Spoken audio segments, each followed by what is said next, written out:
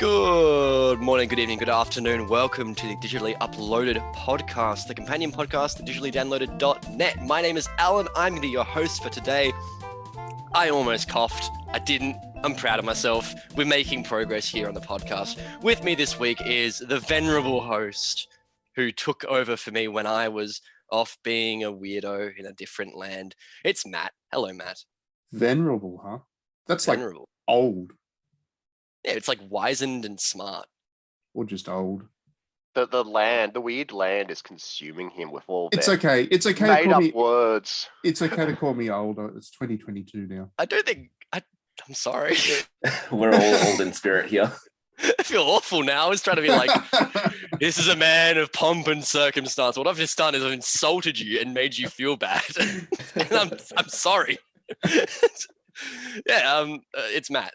Matt is the writer. He's the editor of Digitally Downloaded. Is a man who does not like Horizon Zero Dawn.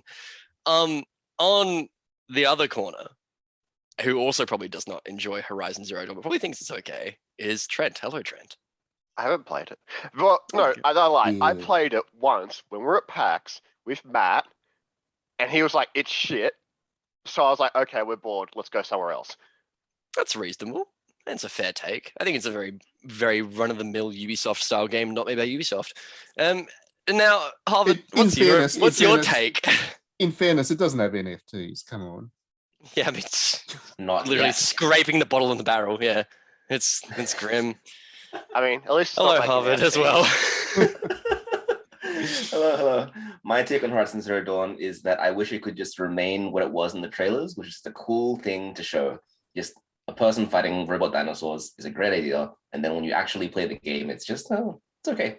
It's okay. It's a very It's the Guerrilla definition of an okay game. That is a weekly rental from Blockbuster Video. It's a very That is an Guerrilla old game. reference. It's like what Guerrilla does every single time. It's a perfectly No. competent but deathly boring game. I disagree because Killzone 2 was badass. No, it was just It was a bad. great game. No, it was great. I loved shooting space Nazis. They were in space and they had red eyes just in case you couldn't tell they were actually evil. That's about as subtle as you expect from Guerrilla. I mean, It's nuanced. yeah. It's art. To be fair, though, this is a world that we exist in where people look at the Joker and are like, oh, hell yeah, dude. He's I wanna gonna be this that guy. game. I'm going to be that guy. And then they look at the Wolf of Wall Street and they're like, oh, he has money. I like that. And then they try and become the Wolf of Wall Street. But instead of Wall Street, it's like the Wolf of Pulteney Street in Adelaide. And no one gives a fuck. So No, I mean, you are right. I guess this is the world where Don't Look Up was considered some kind of smart thing. I don't know if Yeah. you've seen that film yet. It's not very smart. I watched about half of it and was like, this is good. And then stopped. I mean, Which look, half Around did it, you I watch, think it's though? not too bad. it's on point. Like Yeah. but it's just about as subtle and intelligent as a thing that's not very subtle or intelligent. So Really. me. I don't And know. on that I note, like, it's me. I like the what was the one he did about the movie, the Wall Street, The Big Short. Big Short. I like The Big Short. That was a great film. This one's just not. Doesn't have the same cast. I think that's what it is. Like the Big Short was just perfectly cast with everybody, and then this one just has a bunch of duds. Anyway, we're not here to talk This about is a gaming movies. podcast, by the We're way. not here Yeah. to talk about the videos. So let's have some music, Alan, DJ It's Alan. Miku. It's Yeah. something Miku related. Get on Yeah, that's right. me in the future. 悲劇の準備とにしないでここから連れ出してそんな気分よ 「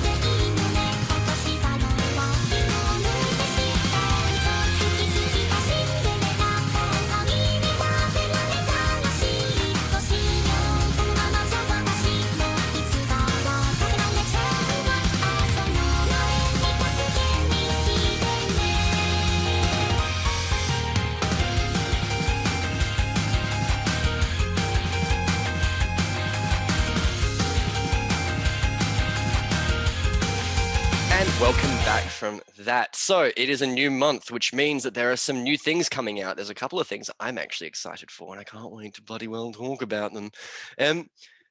Matt, do you have the Yes. list? The list of power? I have the list. Lots of I good would games, love to isn't there? hear. It's off to I a would start. love to hear. 2022 is off to a start, which is good. It is definitely good. If you like your video games, then there's plenty to look forward to. Let's start with PlayStation 5, shall we? Yeah. PlayStation 5 kicks off with, well, Far Cry. Far Cry, there's some new DLC or NFT or something that comes out on January 11. There you go. Enjoy that if you enjoyed Far Cry 6, if you're the one or two people that did. Ubisoft is also doing a Tom Clancy thing in January, if you like that. There you go. And what else are we looking at? There is a game called Gunvolt Chronicles Luminous Adventure 9-2. I don't know why there needs to be a 9-2, but there is. That is the worst name I've heard in a while. But it's not just that it's 9-2, Alan. It's like the I in, it's Roman numerals. So the I in 9 is lowercase, and then the X is uppercase. So yeah, it's interesting. I hate that. I hate that so much. Oh, you love it. It's your favorite thing. Did you say Gunvolt? Yeah, Gunvolt. Like the Inti Creates one? I think that might be it. It might be Inti Creates. Oh, that'll be good. Yeah, there you go. There's also a game called Ghost Runner Project Hell coming out on January 27. So that's a sequel, I think, to Ghost Runner, which was a game that people seemed to enjoy when it came out. What was it, last year, the year before? So there you go. There's a sequel-y thing there. And then the big release for Sony in January is the Uncharted Legacy of Thieves collection. If you like those games, then there you go. You're going to be able to replay, what is it? Uncharted 4 and The Lost Legacy. So that's the latest two, isn't it? The most recent two Uncharted games. Anyway, they come together in a call pack. it a collection if it's two games. Well, it's what Sony's calling a collection. So Sony be Sony. They could have put them all on there and actually called it a real collection, but nah. Too much value for money then. Moving over to the PlayStation 4, we have Windjammers 2 coming out on January 20, Ooh. which should be fun. The first Windjammers was all right. It's like a sports game, right? Yeah, kind of esports. It's not like a real world sports. It's an esports thing, but it's pretty good. It was fun. Then we've got Battle Spirits Connected Battlers. Just in case the first battle didn't get you in. This game's about battling. It's a card game. It's got over 1,000 cards in it. So if you like your card games, then Battle Spirits Connected Battler will have you battling for many hours of interesting battles, I guess. This is very much like a pet peeve of mine, but naming a game like Battle, what is it called? Like Battle what? Battle Spirit Connected Battler. I hate it. Naming a game like that and then saying, oh, it's a card game. I could not be more disinterested in anything. You don't like your card games, Alan. That's a pity. No, I like card are games when they're good. called boring, McBoring, the boring game for boring people. Okay. It No one works likes for card kids' games. TV shows. You just give it like a really name, like Battle Bots. Yeah, that's I feel sick. like And it's that's also really not a our age. card game. Yes. Anything that's not a card game is good in my opinion. But Moving on. Otherwise, we'll get stuck talking about Battle Spirits too much. There is a game that is interesting. I'm looking forward to this. I actually have a code. I just haven't started to play it yet. It's called Reverie Knights Tactics. So it is a tactical RPG, isometric grids, and all the other good stuff. It's by 1C company. I think it's a Western developer. So rather than a Japanese tactics JRPG, this one is, a Western one. It looks all right. I'm looking forward to playing that. Does it have a snow scene? Probably. I mean, you got to have a snow Next. scene. You got to have a snow scene. Otherwise, you just missing the whole point of the tactics RPG genre. There is on January 25, City Skylines is actually getting yet another expansion because they can't be bothered making a sequel, so they're just going to keep adding stuff. But this one is airports, and I'm very much looking forward to that. I like City Skylines a whole lot, and airports is, in theory, a really good addition to that. So there you go. Looking forward to that.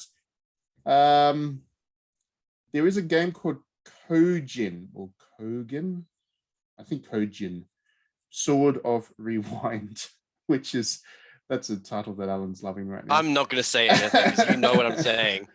Sword no point. Sword of Rewind. Fight, die, rewind. It's basically that. What does that Tom Cruise? That's Edge of movie? Tomorrow, yeah. Yeah, Edge of That's what Tomorrow. Live, Die, Repeat. Yeah, it's Edge of Tomorrow, but swords rather than guns and shit. So there you go. Yeah, it's the eat, sleeve, rave, repeat of swordplay. yeah. Well, Edge of Tomorrow was a Japanese light novel originally. So there you go. It's coming back home. I think that is a Japanese developer that's made that. So there we go. What else we got? We also got Ghost Runner coming in on PS4 if you haven't got a PS5 yet. And then that's it. That's it for PlayStation. So there is some stuff there. It's obviously January, but yeah, some of the stuff there is interesting. The Switch has a lot of games coming, starting with the best title of all, Star Balls. I can't wait to play Star Balls. There's a Star Balls waiting on the Switch. Yeah, Very good, Alan. It's too early in the morning for that. I'm sure Alan. it's like an earnest title made by a developer who wants their game taken seriously. And here we're just like Star Wars. Balls, not wars. Wars would be a very bad copyright. That's what I said. Balls, Star Balls. Oh, okay. I thought you said Star Wars. I was like, no, that's naughty. Okay. No, in the morning, you're more after stubbles because you're going to shave your beard. I'm tired. I'm sorry. It was not good. That's not my best work. That's not good. And the worst part is I had a grin the size of a fucking Cheshire cat on my face saying that too. At least you enjoyed it, Alan. Oh, I had a great time. I enjoyed at least the David Bowie kind of thing. The pun, not the singing. Hey, the singing was great. It was spot on. Sounded just like him. I'm gonna cry. January 10 brings some more Picross S7. If you haven't had enough Picross from the previous 6, plus all the other Picrosses that are on the Switch, there is more coming. Yay. On January 11, I don't know what this game is, but it's just got a great name. So Dwee Mixed 3-pack comes out on Switch on January 11. Delete it. Society is not worth it. You're going to love it. On January 13, there's a game called Jewel Princess coming out. Now, Jewel Princess is a kind of, it's a casual strategy game by a developer that has previously made some super fan servicey visual novels, sort of be Alan's Game of the Year. It's coming out on January 13. What princess do you want to pick? Yeah, you get, they're all good. They're all very good princesses. And Alan's now fuming. I can actually hear his fuming. Right, so we'll just I have nothing to add because anything that I say will be used against me in court. Like, what am I supposed to do, dude? You know that I think it's shit. I can't say anything. It's like that scene from The Simpsons where we're all just waiting for Bart to say the line, Bart.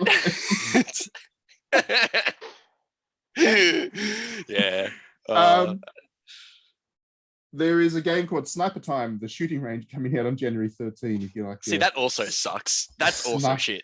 Your casual, super casual sniper game. It's not like Sniper Elite. It's just a very cheap sniper game that I just mentioned because it's got the shooting range there. You're probably shooting targets rather than peeps. That's how Sniper good that Time, game one word. Sniper, no, it's Sniper Space Time. Okay, less excited about that now. Yeah, it would be pretty cool if it was Sniper Time, just one word. That's awesome.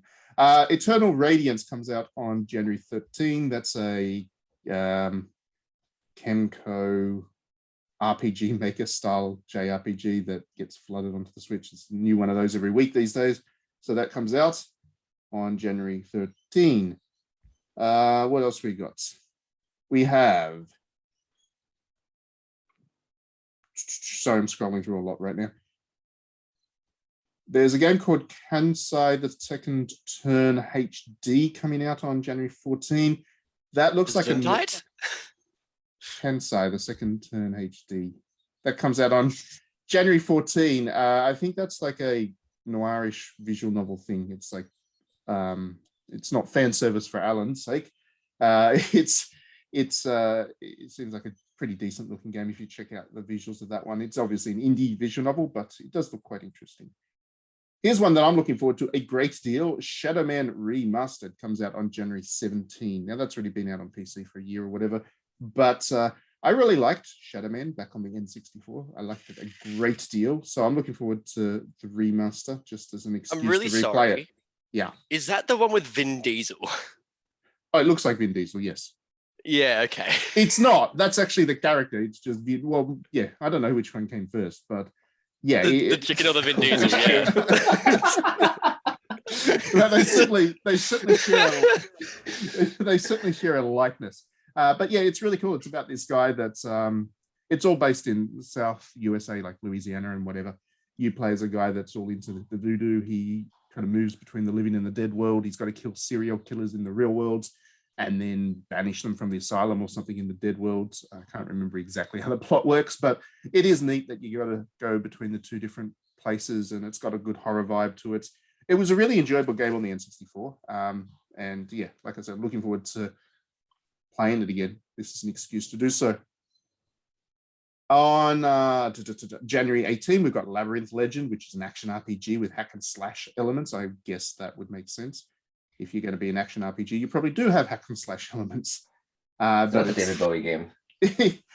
Yeah. He's going to like wave his giant cock in your face. Which did not happen in the movie. I totally did though. My man was wearing pants tighter than freaking like glad wrap, He was loving it. The one scene, like he played with a lot of balls in that movie. Yeah, he does play with a lot of balls. Star Wars, if you will. Star Wars. Oh, yeah. He's waiting in the wing. On January 19, there's a game called Vivid Night comes out, which is a roguelike adventure game. Quite a few of those coming out at the moment. It looks like 2022 is a continuation of 2021 in terms of what games we get. Guild of Ascension comes out on Switch on January 19. Tactical action RPG with roguelike elements. God, there's a lot of them. More of them and more of them. Scrolling through. RPG Golf Legends comes out on January 20. That looks fun. I'm pretty sure that's like a rip-off of the other golf RPG that launched on the Switch. But Golf Story? Yeah, Golf Story. Yeah, it's probably a rip-off of Golf Story, but to be honest, I'm down for that. I like Golf Story a lot. We need Sports Story to come out already. I know they need to hurry up and release it, for lazy bastards. Windjammers 2 comes out on Switch on January 20. That's the same one we were talking about before. There's a game called Go Minimal comes out on January 21, which doesn't sound particularly exciting, but we don't have a Go game on the Switch really. And I like Go. It's a good game. I thought you were talking about like you're gonna go minimal. And it's like you have to just like learn how to draw minimal. Or don't draw at all. Just leave it. Yeah, just stand there. Yeah. I thought it was part of the Go series of Arc System Works where they play sports like Go tennis and right. No, this whatever. is actual. So Go Minimal is just like Go nothing. Yeah, he's just like sit in a room and stare at the ceiling. Yeah, a bunch of kids in the void. Just isolation simulation. Can I just say I play that game too? I think that would be great. What, staring at the ceiling game? Yeah, absolutely. Man, I'm gonna blow your mind. I'd give it 5 out of 5. I'm gonna blow your mind. You can do that right now, not even in VR. Just like stare at the ceiling. Moving on. Reverie Knights Tactics comes out on January 25 on Switch as well. On January 25, we get a new point and clicker called Angelo and Demon. One hell of a quest. I think that's going to be a funny one, right? That's going to be a human one. We also get Kojin Sword of Rewind on Switch that comes out on January 27 there as well. And there's one game that you're missing out, and I'm getting very annoyed. I'm getting there. I'm getting there. Yeah. Oh, here's an interesting one. I didn't even know this was coming, but I'm interested in this. Boulder Dash Ultimate Collection comes out on January 28th. I like Boulder. Wait, Boulder Dash is in like the party game that you play with like boards no, and stuff? No, not that one. That's awesome. That would be great. No, Boulder Dash is in the really old retro game where you got to move blocks around and not get crushed by a wall. Is that like the Crazy Castle games? I have never played a Crazy Castle game, actually. That surprises me. It seems like your kind of thing. It has Bugs Bunny in it. Oh, really? Yeah. No, I never played those, but yeah, check out Boulder Dash. I think in Europe, it's a 30-year-old game, and this Ultimate Collection's been released to celebrate the 30th anniversary. So there we go. I respect that. And then on January 28, there's a little game called Pokemon Legends Arceus coming out.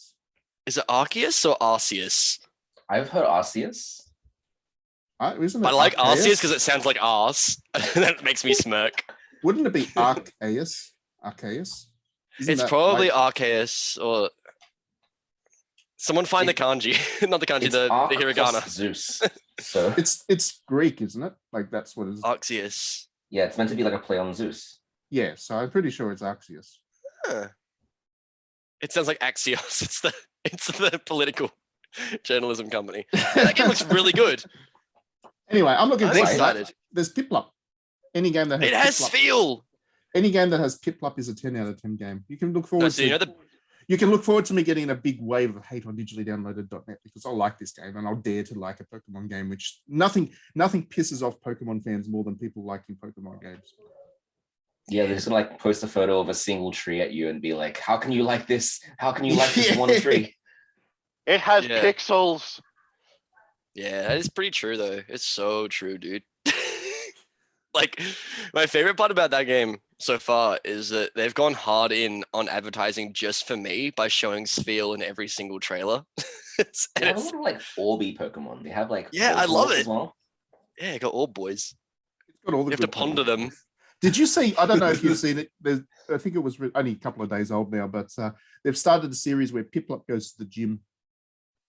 It's What? an advertising. Yeah, it's like an advertising promotional thing. They've actually tied it in one of the big chains, the big gym chains, as in actual gym, not Pokemon gym, exercise gym.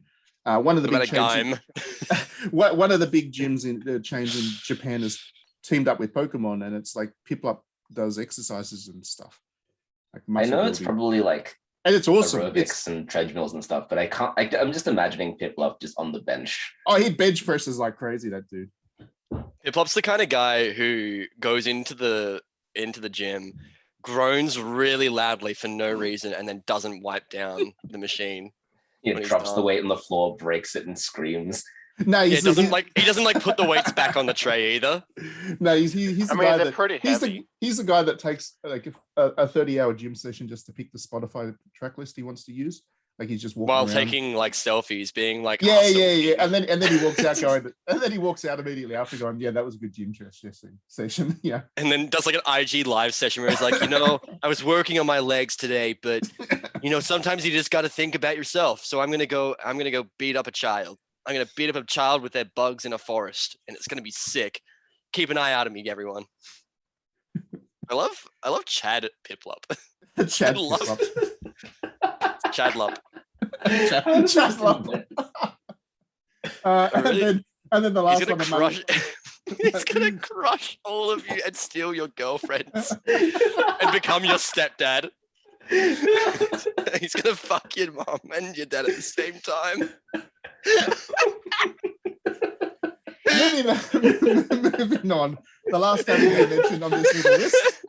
Record of Lodos Wars, Deadlit in Wonder Labyrinth. I don't know. I think that's like a strategy platformer, isn't it? 2D action game. So there you go. Meanwhile, Harvard and Alan are silence. Chadlop goes into a bar and just starts hitting on everyone and try to like sell his supplements. He's got X attack, bro. It'll make you swole, bro. Just do it, dude. Putting Alan on mute and putting Harvard on mute for a second. Right now, I mean, what? yeah, I put them on mute, and I'll unmute them in a second. I'm just going to finish my little list. I was just pretending that I was laughing to like fill up the void to make you be like mad. Yeah. Record of Lodos War, Deedlit in Wonder Labyrinth, which is like an action game. I had to get that out because that was the end of my list, and it was driving me crazy that I hadn't finished it. January 28th. Now I'll unmute them. There we go. Unmute. But everyone knows Okay. you're gonna ask everyone what games they want, and everyone's gonna say Pokemon, and everyone is just going to like go around the circle again and start talking about Chadlup.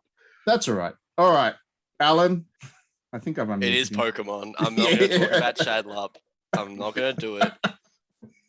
So, Nor am I Pokemon. going to talk about Sigma Spheal.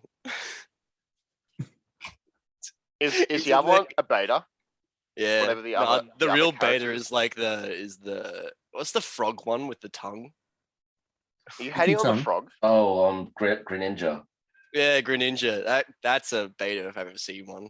Which is like the baby one's like the one with the cloudy beard. Oh, that sucks. That was a good. All the first stages are good, and then they get progressively worse. There's Yeah. Farfetch'd in there. Is there Farfetch'd? Yeah, Do we probably. know? He- Because He's there probably should be. in there. Should be a Psyduck as well. We have Farfetch. old timey Growlithe. Oh, that's pretty cool. Yeah, I it has like a beard. Growlithe. It's great. It's a good design. Yeah. I like all the new regional forms that they have this time. They have all the old ones, but in new, funny, old timey design. It's great. I don't Cool. think that there is a Farfetch'd. I'm really sorry. Matt. Well, I'm not buying it then. 1 out of 5. I just want a regional Politoed. Is it that hard to ask? I think you're the Apparently. only person who has mentioned Politoed in the last 15 years.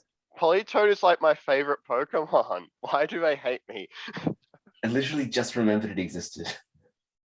I forgot, and I wanted to keep it that way personally. So you had the blue ones, and then you use the Rock Stone, and then you get Politoed, and he's weaker than the he's weaker than the giant Rock. Chad blue one, but he's like, you know, cool and slick and green. That's Wait, the one. so- The good thing Are you about telling me that Poliwrath there is a- like a Yeah. tadpole that'll beat you up, right? And then to get Politoed, you have to be like, no, I don't want the tadpole that'll beat me up. I want him to be The a frog. Chadpole. That's just a regular. Oh, his best friends. He spots. He spots with Spots a bit like- Chadlup. Like, oh hell yeah, bro. And you could do the same thing with Slowbro. Like you get Slow King by using the rock thing. Wait, Oh, Slow too King? true, King. Oh, it's so good. Oh, I love that they're all in like the manosphere as well. They all like watch Joe Rogan and like start taking horse medication, but because they're Pokemon, it's okay. So it's fine. Moving on. Harvard, what's your game of the month? Or what are you looking forward to the most? I'm probably gonna. I can't believe I'm saying this. I'm gonna play Battle Spirits Connected Battler. Yeah. I'm Cards. disgusted. This doesn't want to say Pokemon. I Cards. will also play that, but Yeah. yeah. I mean, everyone's going to play Pokemon, right? That's just. Well, this is my first Pokemon game since Emerald. So like, Oh, Wait, what? yeah. How have you not played the best ones, Black and White, and Because then I the was second a best edgy ones, the last teenager. ones? I was an edgy teenager. I was exactly the same. I was like, I'm too old for this. I'm an adult. I play adult games now, like Kingdom Yeah, Hearts. Yeah, like Kingdom Hearts and other great adult games. I'm sighing. Hear my sigh. Yeah. what about you, Trent? What about you? I'm just going to play Pokemon. But I'm also catching up on other games which I've got, like Blue Reflection 2. I'm going to have to play that. I'm like You got to do the 10 minutes the in. 2021 catch up, huh? 2022 games in 2021. That's what I'm doing right now. I respect that. Ooh. As Matt, for what are me, you gonna play, Matt? yeah, I'm looking forward to Reverie. Looking forward to Reverie, great deal. That's the Reverie Knights Tactics. That's One of 20 tactics games coming up this month. no, that's roguelike. It's not a roguelike There's this only time, one. so There's it's only fine. one tactics game. This one's This one's true tactics. This is Final Fantasy Tactics Advanced style tactics. So I'm cool with that. I'm looking forward to that. I do really like that genre. So we don't get enough of them. I'll play it. We're getting triangles enjoy it. really soon. That'll be fun. But also Pokemon. I mean, everyone's gonna be like, yeah, it's Pokemon time. Chadlop. Well, on that note, let's go with some music from Pokemon. Oh, Make 'em- it's got to be the horror theme. It's got to be Violet the Town. beep, beep. Yeah. Oh no, just Yeah. play a gym theme. No, Play one of the gym no. themes. Violet Oh Town. no, we have to do a gym theme for Chadlup and Oh, okay, and fine. Poly Chad. Probably- He's Poly. He's actually like pretty progressive now. He's grown up a lot since like the mid 2000s when he was like proper like on the pipeline to right wing. Like good on him. He's grown.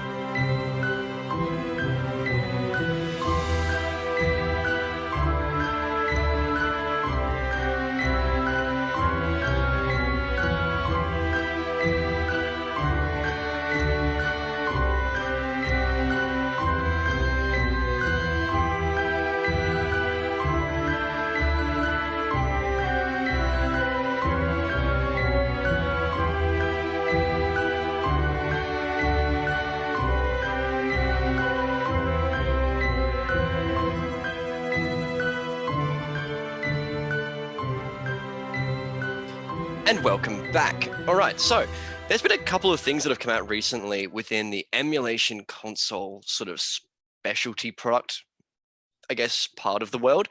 And they're all actually quite cool, to the point where I almost spent, I think it's like £250 on a analog pocket. And I was dangerously close because the reviews were all saying it was amazing. And I got the urge to just, play a bunch of probably not very good Game Boy Advance games, and then also like Metroid Fusion. So Matt has very luckily not managed to get an analog pocket, I believe, but has instead gotten something that might be better. Oh, I don't know about that. I mean, the thing is that the analog pocket isn't an emulation console as such. It's it plays the actual Game Boy cartridges and whatever, and you can get the adapters to play the GBA games and all that kind of stuff. But it's kind of a legitimate console as such. And when people talk about emulation consoles, they generally mean the stuff that comes out of China that kind of plays ROMs rather than the original games. So yeah, but there is interesting stuff happening there as well. I didn't get an analog pocket. I have tried both times, and every single time, because they're incompetent when it comes to ordering stuff. I do love that I go to Twitter. Every 6 months I go to Twitter and Matt's screaming. Yeah.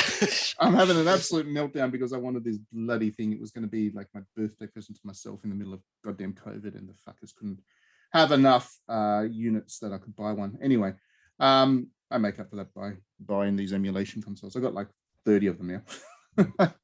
Plus the analog is like $400 something in Australia. So it's like... It is expensive, and the emulation consoles are much cheaper, but they're not bad quality. The thing is, they used to be, but over the last year or two, the last couple of years, there's been some competition in that space. So there's actually a couple of companies that now make them. There's one called Ambernick, then there's Powkitty, and then there's a couple of other ones as well. And because there's a bit of competition there, they're now actually like competing with one another to create some really interesting consoles. And they range from like really tiny things that fit in your pockets through to stuff that has like a metal casing, which feels really nice and premium. There's also clamshell like DS style ones. And yeah, the thing that's kind of interesting is, as of this year, they've kind of hit the point where they're powerful enough now to play Dreamcast seamless, without any issues, as well as PSP, PlayStation 1, N64. So they're up to that kind of level that they can run all those games. And then you stick a 250 gigabyte SD card into the machine, and you basically have every game that was released prior to 2000 accessible to you now. So yeah, they're pretty good devices. That does seem amazing. They're like a dream that I had as like an 8-year-old in 2004. Yeah. Like, oh, what if I could play like Smash 64 in my Game Boy? Whoa. Like literally like a That's what you sounded like when you was... Yeah, I was actually like really into Dude Where's My Car. I was trained to become Chadlop. Look, I had dreams, okay? So yeah, that's and just as of right at the end of last year, there was a beta that got released, well, not really for public, but if you knew where to go, you'd be able to get onto it. A beta for a PlayStation 2 emulator on Android, and because most of these devices run on Android, you now can have a PS2 emulator on there. Most of the games don't work just yet, but I would suggest that probably by the end of the year, you'll be able to play your PS2 games on these things. So that's really, really neat. And yeah.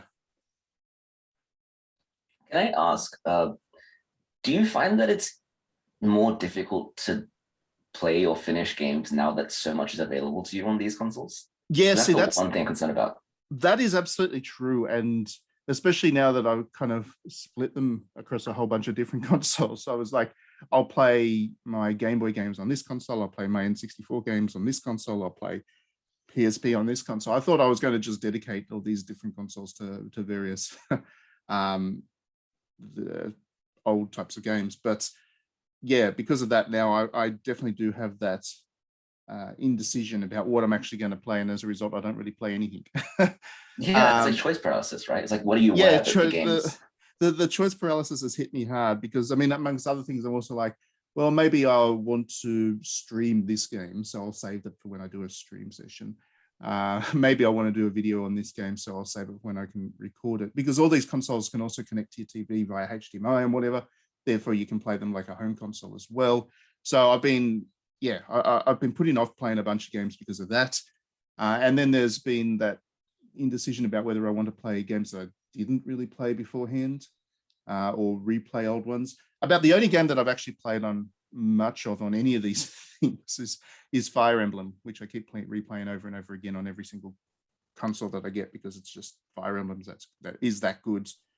And it's one of my favorite games of all time. But yeah, there is that. And that is certainly something that I've had a bunch of people say, because obviously I've written quite a few articles about these things over the last year or two. And there are people that are like, oh, I shouldn't buy one of these because I'll never figure out what I actually want to play on them. Yeah, that's been one thing that I've appreciated about the Nintendo Switch Online. I know that was made Alan super mad, but when they released one game just be per wrong. month, It's fine. You're welcome to be wrong. It's cool. I played a bunch of Paper Mario because that was the only game that released that month, and I really loved it. It's a really good game. But when the first N64 games came out, I played like one level of Sin and Punishment and one level of Win Back and one level of Mario 64, and I was like, this is too much. Stop. Those games are bad. They're not fun anymore. Alan, you play a real game. Alan, you're just you're just sad. Yeah. Wait, what's a real game? What's Alan wanting us to play instead of like A real game? glorious Super Auto Pets? Super Auto Pet. Oh, No. that actually does sound fun though. It's really good. I've been addicted to it. But anyway, it's not emulation. Sorry. I mean, you could probably emulate it in like probably 20 years time. Like, You can play it in a browser, to be honest with you. I feel like we're moving towards the point where these consoles are getting less and less necessary though, because I think preservation is better, and there's not much need for like a PS3 emulator because there's only a handful of games that you still can't get anywhere else. Tokyo Jungle. It's screaming. Tokyo Jungle, the Jungle Lollipop Chainsaw. I will really want to play out again. No, that's never coming out. Well, they can't because it's got all this licensed music in it, so they can't. Shadows of the Damned as well, Stuck in Hell. Literally. Yeah, because EA's a bunch of. no, didn't we work out monkeys. Shadows of the Damned you can play on your Xbox, but Lollipop Chainsaw you couldn't? Yes, no, you can't play. No, you you can can't. You can't play Shadows of the Damned on your Xbox thanks to backwards compatibility and stuff. Lollipop Chainsaw is screwed. So there is that, and I think that's where these consoles will still have value into the future. That you can play stuff that, for whatever reason, will never get a re-release anywhere else, and that's really what I use them for. So for a good example, I never thought we were going to get the GBA Castlevania games back because I thought that Konami is Konami now, and Konami be Konami means that they're not going to touch their old games and re-release them and whatever. So I'd actually played a couple of the GBA Castlevania games on these devices, but then they went and released the collection last year, which of course I immediately bought, and that's the way I play those. Same with the Saga collection for the Game Boy or the Final Fantasy Legends collection or whatever. I played those on my emulation consoles until Square Enix released them on a collection for Switch. So I think the value of these consoles is that they do give you access to games that you'd never be able to play again otherwise. And that is a good thing. I mean, one of the things that I have been playing a bit of on one of these devices is Road to the World Cup 98, the FIFA game. Oh, hell yeah. I really love that one. Like that one, my brothers and I played a lot of on the N64, and playing it again on one of these devices has been a good hit of nostalgia. So that obviously is never going to get a re-release anywhere on anything ever again. So again, that's a good thing that these consoles do. Do they also support translation patches?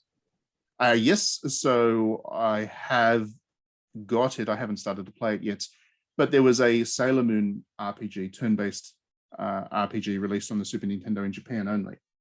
And it's pretty well known as being a very good game. And as a fan of Sailor Moon and as a fan of JRPGs, I wanted to give it a go. So I've gone and got the patch for that, and that's good to go.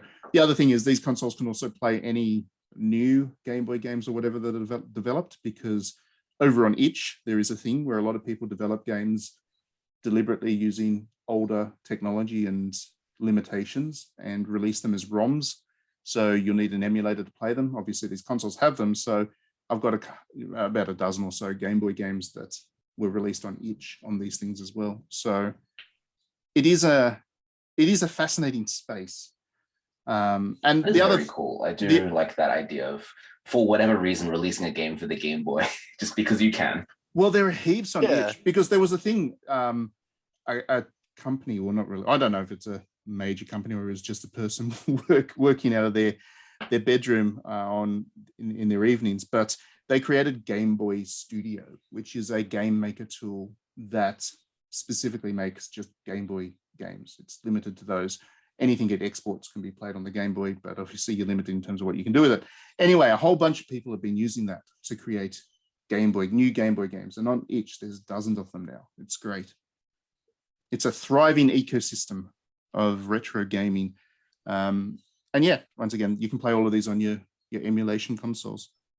The other thing that is probably worth mentioning is that it is actually very easy to get into it now. Like when I started, even 2 years ago, collecting these things, you needed to be pretty tech savvy to get the things set up so they'd work properly. Being Chinese in origin, the instructions that came with these devices were less than adequate. And even if they were translated, they were machine translated instructions, which you would have to go onto Reddit and spend hours trying to get these things set up. But now with the one that I got recently, the Retro Pocket 2 Plus, when you turn it on, the first time it says, would you like us to set everything up for you? You press yes, and then, yeah, it's very much plug and play. So that's another good thing. It's very easy to get into these now, even if you're not particularly techie. Yeah, it's amazing to me because like I think about to my emulation period, which was again around 2004 to about 2009, where I just had to go to the sketchiest websites of all time and download like a ROM of Inspector Gadget Advance Edition on the Game Boy Advance to play on my Visual Boy, whatever the heck it was called. And like, it seems so much more reasonable and like approachable now, which is kind of great because it means that like I'm not going to get gouged, £40 for a game that's like 10 years old and that doesn't run as well on the new console as it did in the old console. So I feel like you went to all the wrong sites. no, I went to the right side. No, they were all very dodgy. They were all very dodgy. They were, Fire and but- GOCs. Oh, These- can we go back to Emu Paradise? It was Emu Paradise. Emu that was one. Paradise, I did like. There was Emu also Paradise. that one that looked like it was a porn site, but it wasn't. That was all of them. And no, but I remember telling my mom I was looking at porn instead of clicking on an emulator site.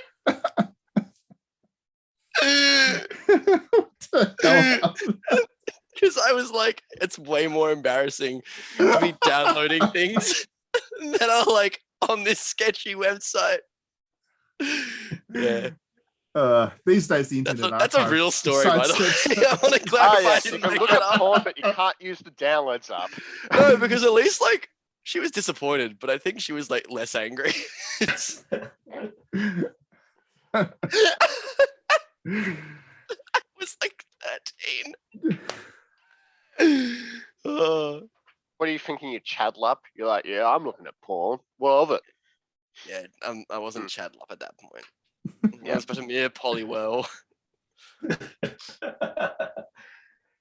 But yeah, I like this. I like this concept though. I think it's good because fucking publishers aren't going to do shit about it. So Well, exactly. And there is obviously the legal issues and stuff and the moral issues and all of that. And as somebody who fundamentally believes that artists should get paid for their work, as I have argued to my great detriment many times over, I do believe that we shouldn't be emulating stuff that is current on the market and whatever. I was real pissed off when Metroid Dread was hacked and released as a ROM like days after it got released. yeah, that's bullshit. Yeah, I'm not a fan of any of that. And like I said, I do go out of my way to kind of, if there is a legitimate copy of something available and I'm interested in playing it, then I will access that rather than use the emulator. But there's just so much stuff out there that is just not going to get a release anyway, any other way. And I believe that it's important that we preserve these things, as I've also argued many times over to my great detriment. So yeah. Well, the thing to sort of continue on your point about artists being paid, those re-releases, the original artists are not getting paid. That's the company that's getting paid. I was going to ask you the exact thing. Like, if Konami drops the GBA games onto all the modern consoles, does anyone who worked on those original games get any benefit from that? It's Probably not. But I royalties, guess right? the more broad point is that the publishing system allowed those games to happen in the first place. And especially back when the GBA and whatever was around, and you had to deal with retailers and logistics and stock and all those kinds of things. Without the publisher system, the games just wouldn't get made at all. So I don't begrudge the publishers getting, still making money from their investments. That is the Matt loves negative gearing. Confirmed. No, that's he loves the housing market. That's just the reality. Like that. Yeah, I get you. I'm not the most. I mean, I'm a very socialist person and all that kind of stuff, but it's that is the biggest lie I've ever heard. A little bit. It's not like I love these companies, but I do believe that there is value in having IP rights, basically, and having intellectual property and all those kinds of things. That does benefit artists as well. So that system, I just don't have an issue with that system in general existing. I have issues with the way it's kind of, some of the stuff happens on the edges and stuff. But yeah, I'm okay with Konami making money from the GBA Castlevania games. And I do still believe that if you want to play those, you should probably buy the one that was released last year. But something like Snow Brothers, which is a game that I love a great deal, that's never getting re-released. The company's gone. Nobody's around to pick it up. Nobody's going to buy into it, I don't think. So until they do, until somebody does, perhaps Hamster will with their arcade archives at some point. But until that happens, then just pirate away, because it's a victimless crime as such. See, the real goal for the whole emulation process, in my opinion, right, is not video games as such. It's to emulate the feeling of being in a primary school computer lab in 2001, turning it on, like a computer on, having Zoom beanies and kid pics. And that's what I really want from emulation. I want to go back to the feeling of being like, this sucks, but hell yeah. Do you not have Macs as well? Like Zoom We had is the great Macs. and all, We but had like one Mac. oh, you Yeah, gotta have the we had Macs. what was it? Nanosaur and Marble Blast 3D. Good times. Oh, hell yeah. Yeah, there was I like had the dinosaur game and the Bugs game. Where in the world was Carmen Sandiego? Oh, that is badass though. Did you ever play Dr. Brain? The Castle of Dr. Brain? No. Oh, I saw you play it on baby. stream once. That was I got abused by my chat because I was dumb. It was very hurtful. It was really hard. It's How was a genuinely kid like it's supposed harder to than what play I teach. Yeah. Yeah, it's really hard. Sitting there It's back getting in the time bamboozled when- by a game meant for 10-year-olds. It's because when people were making educational games, they didn't have a concept of how smart a kid would be. So they were just like, let's put in some difficult. Yeah, let's incorporate some like function-based puzzles. Let's like create an entire thing around coding and Minesweeper at the same time, because frick you. Also, there is an educational game that I also want to be emulated. It was called Operation Neptune, and it's the reason that I'm afraid of jellyfish. It's very scary. The one I want to see is somebody should get that that castle game out of Encarta. Remember Encarta, the encyclopedia? Oh yeah, wow. And in that's a that throwback. there was an adventure game where you needed to solve questions. like Microsoft Encarta. Yeah. Encarta. There was a game in there. I can't remember what the hell it's called now, so I'm gonna have to search it up. It's called Encarta. Yeah. No, that's the name of the encyclopedia. Speaking of old things, Oh, BBC Mind Maze. website. Mind Maze. There you go. That was a masterpiece of a game. That was. I want to point out, I looked up Operation Neptune and it came up with the Normandy landings. That's not why I'm afraid of jellyfish. I want to clarify. Yeah, Emulation fucking rocks. Hell yeah, dude. I can't wait to play like the worst games of my childhood again and be sad as an adult when I realized that I had terrible taste. I mean, the other Can I thing ask we as should well? also mention just quickly is that even if you don't want to get into the whole Chinese emulation thing, I don't know why, maybe you're racist or something, I don't know. But Wow. if Oh my god. if you don't want to get into that, then the Steam Deck comes out this year, and that is going to have RetroArch on it pretty much immediately. RetroArch being the platform, I guess you could call it, which has all the emulators linked to it. It's a pretty neat system, and I'm sure the Steam Deck will be more than up to PlayStation 2 games and stuff as well. So yeah, if you're going to buy a Steam Deck, then you could get into the emulation stuff quite easily as well that way. Yeah. Well, let's pick some music. What music should we pick, Matt? I reckon. Oh, you know what?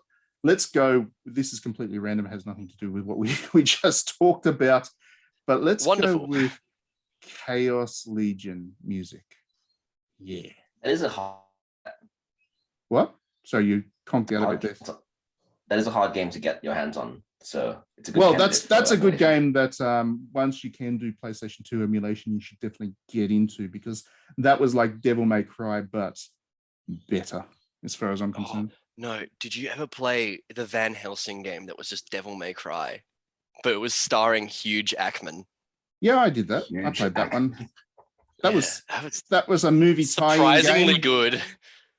There was a time when Yeah. movie tie-in games were not so bad, like as premium things. It was like weird Ghost because Rider. because movie license tie-in stuff was terrible for a long time, and then for a very short window, it was pretty decent, and then it went they're all terrible made again by because EA.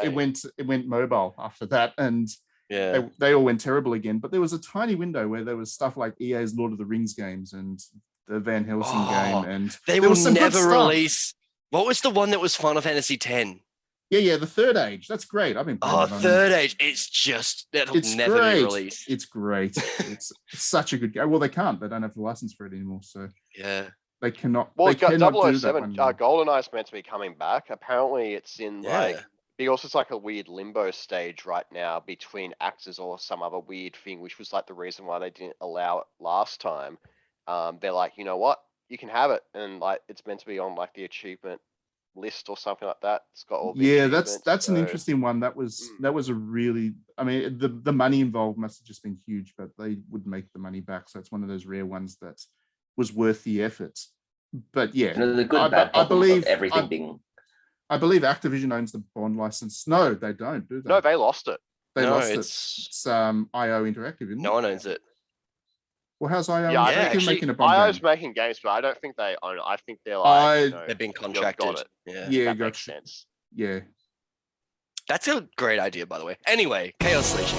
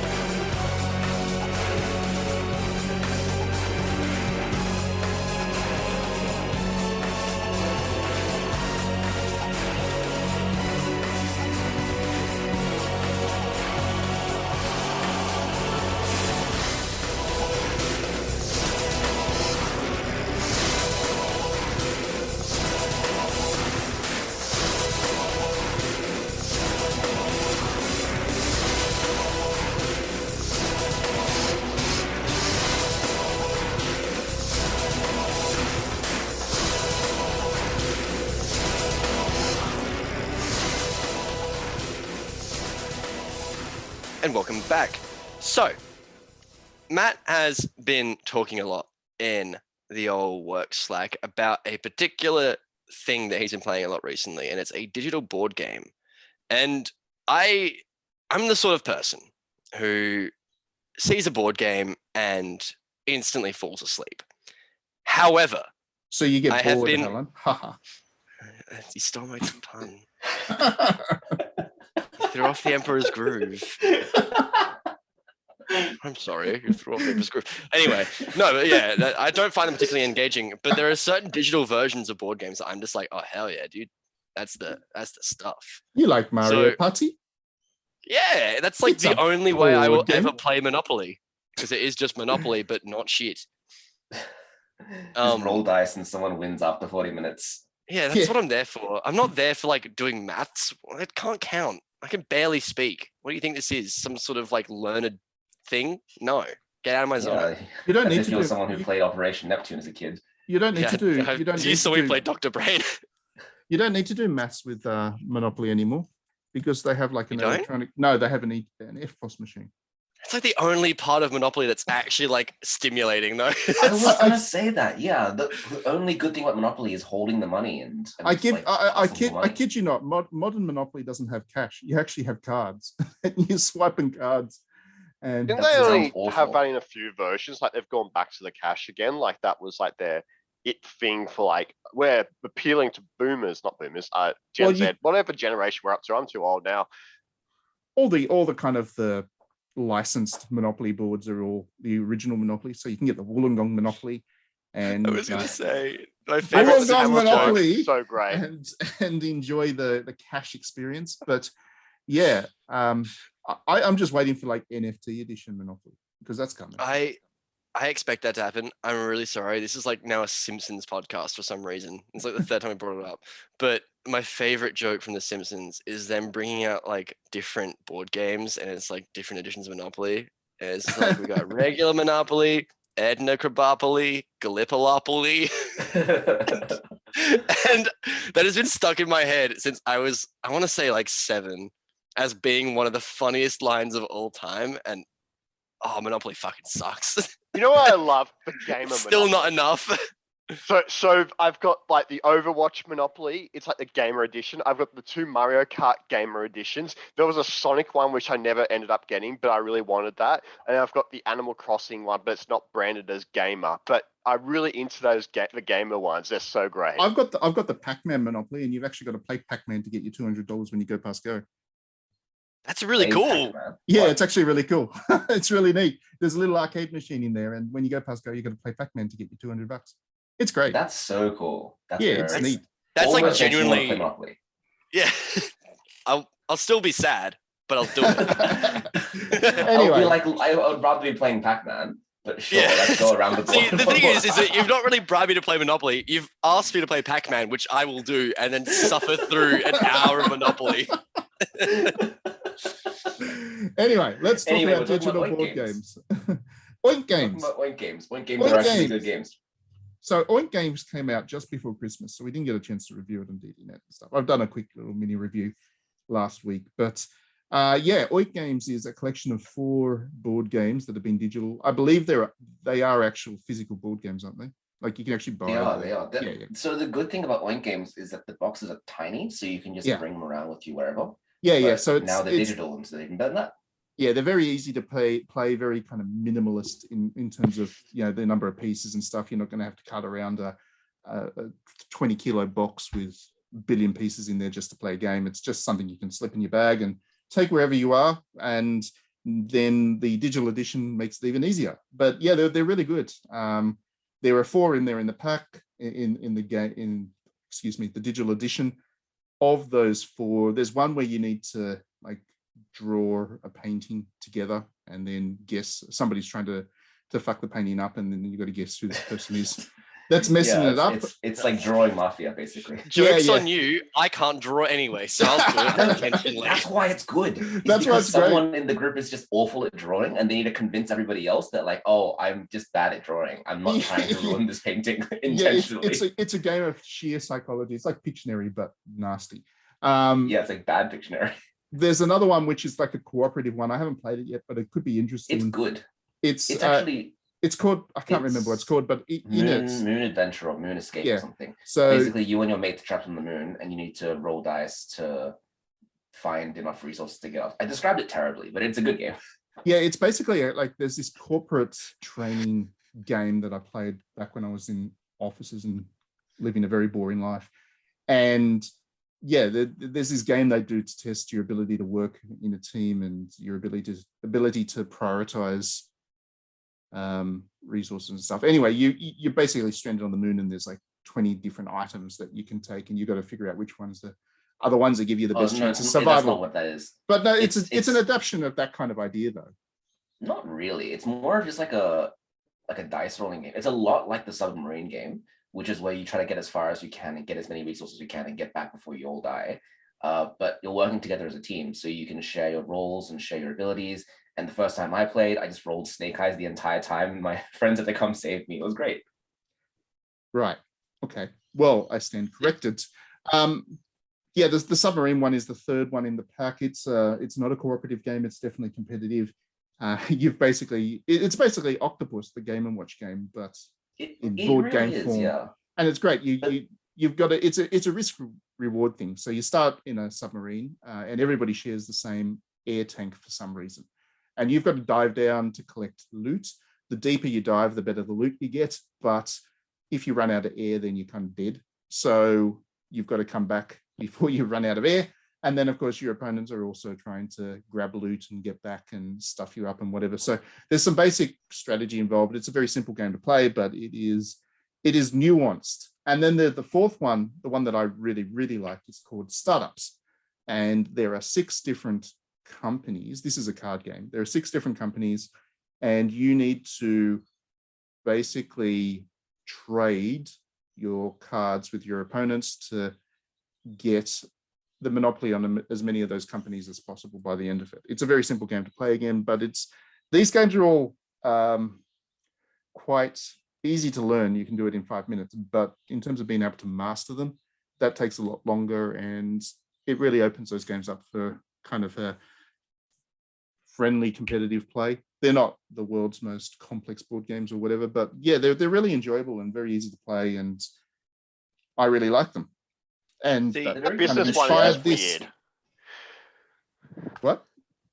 The business very one good with the- by the companies. That's just weird. I was like trying to play it, and I was like, "What the hell am I doing?"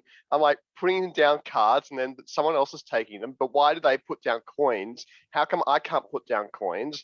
And Did you then try I just gave reading? up. Did you try reading the instructions, Trent? No, I went straight into it, and I thought that would be the best way to learn it because it's a card game. Surely it shouldn't be that complicated.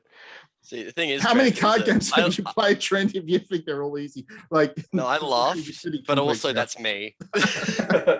Oh, but they have videos if your friend is like Alan, right? And they don't want to read the rule book. They have a little video. Your to friend show is like you how the Alan game and a fuckhead. See, this is the thing, is like I really appreciate digital board games because it takes away the reality of it all. Like I don't have to worry about like, oh, this piece of wood is not in the right part of the table, so therefore it's out of play, therefore it doesn't matter. I don't give a shit about Yeah. that. Just put it in the right spot and just make it work. I don't care.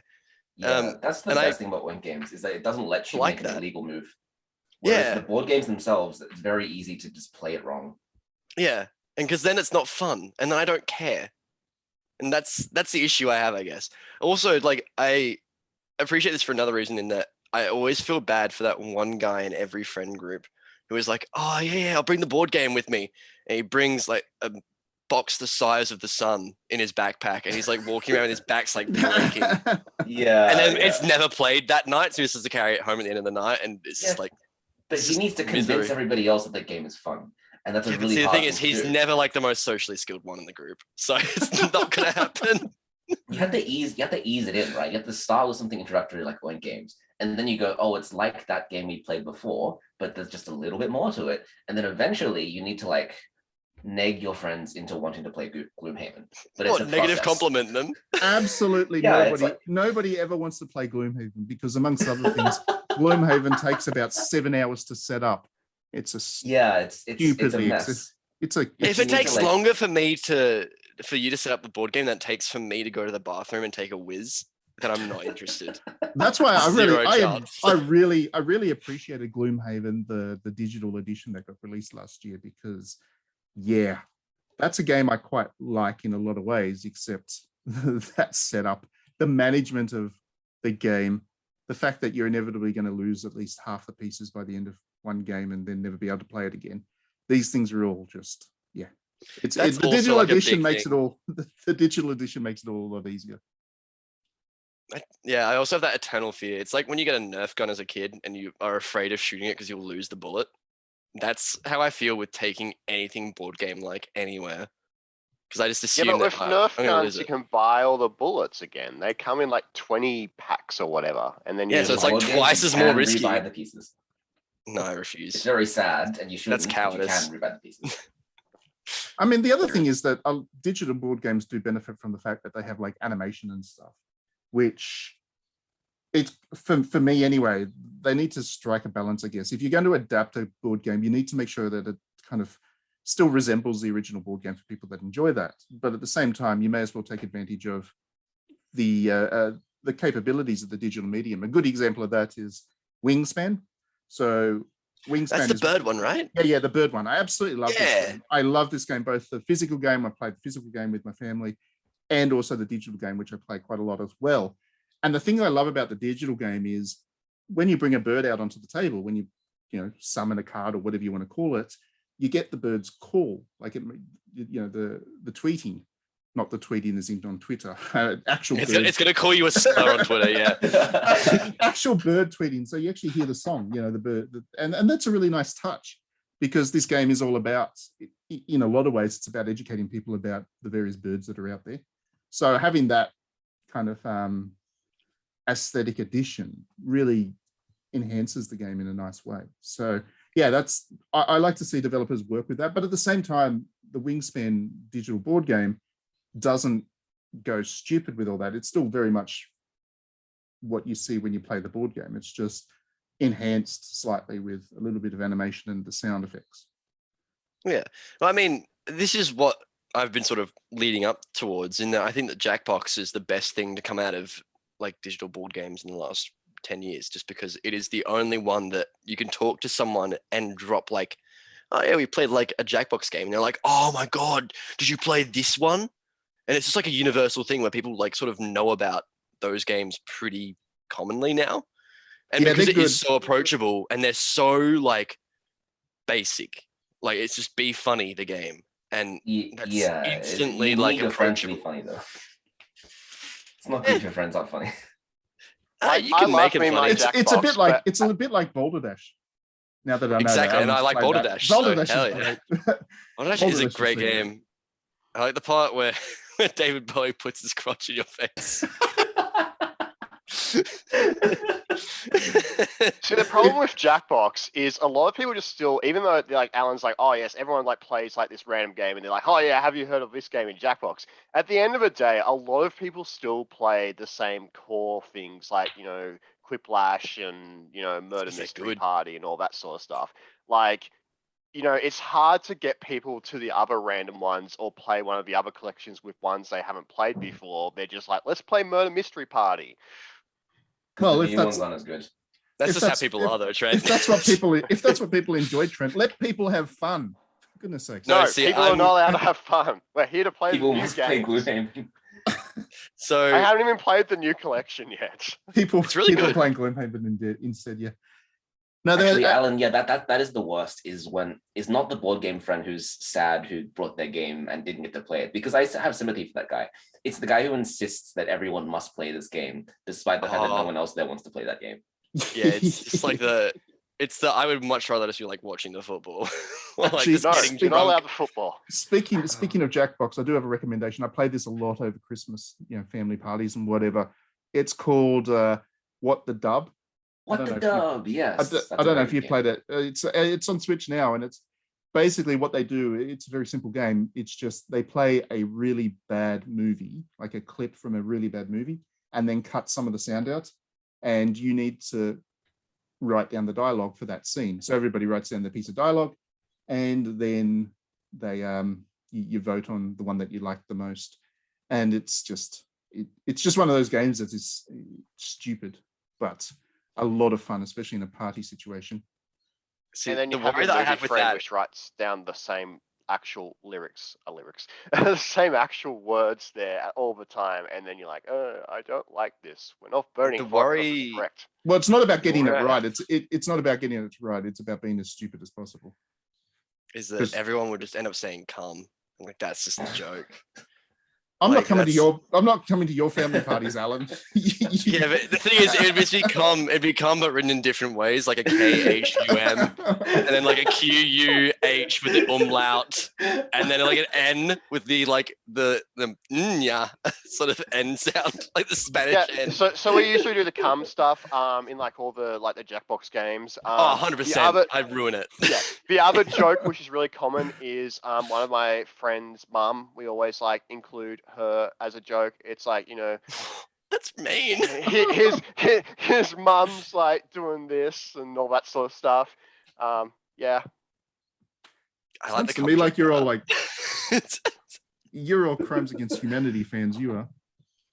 Yeah, I'm No, just it's not good. sad because we can't do it now because she passed away. So we're still gonna do it. Damn it. Jesus It's Christ. really sad.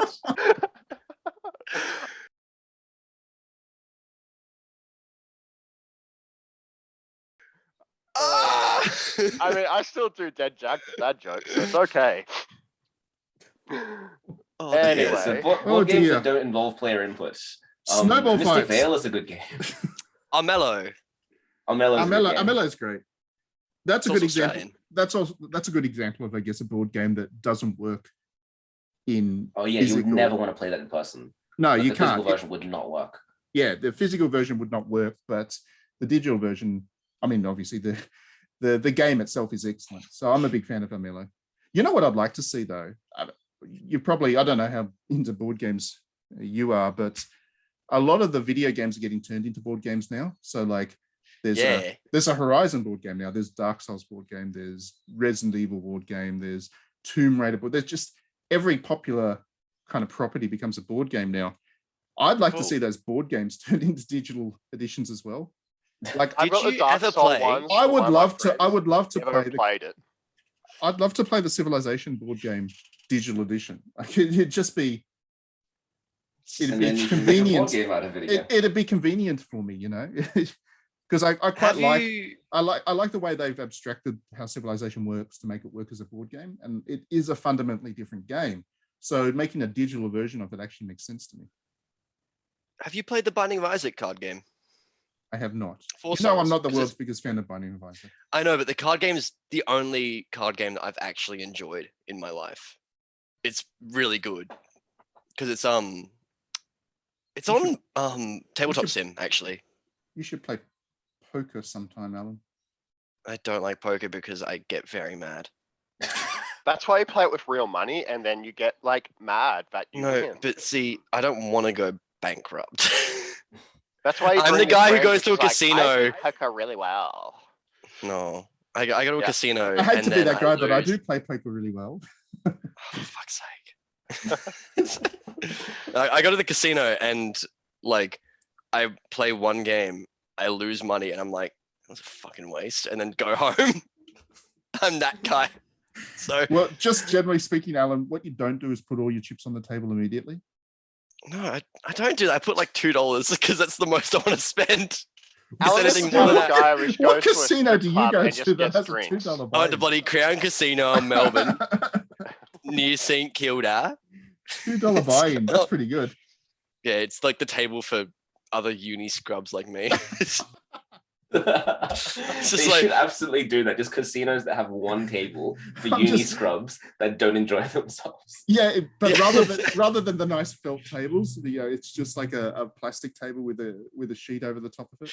That's like No, the- it's that one like plastic table and chair set that every grandparent has in their backyard, where it's like the shitty white clamshell design on the chairs, and then And to get like, there, everyone needs to crawl through a hole. it smells in there. No, it doesn't. And everyone plays competitive beer bong, which you like have to like bet against as well. Oh, that's the sad thing about 2020 and 2021 is that we're never going to play beer pong again. I'm never going to feel comfortable playing that game again, but I would like to. When I come back to Australia, I'm gonna throw a ping pong ball at your head, and we're gonna become the ultimate beer pong champions, Harvard. That's how it works now, You're not allowed back in Australia, Alan. for many reasons. Probably would be. Mostly let's my be real. crimes. And for playing tennis too well. Oh, what a dickhead. Oh, this is my hot take. He sucks. That's the hot take. I can say that because I'm half Serbian. It's fine.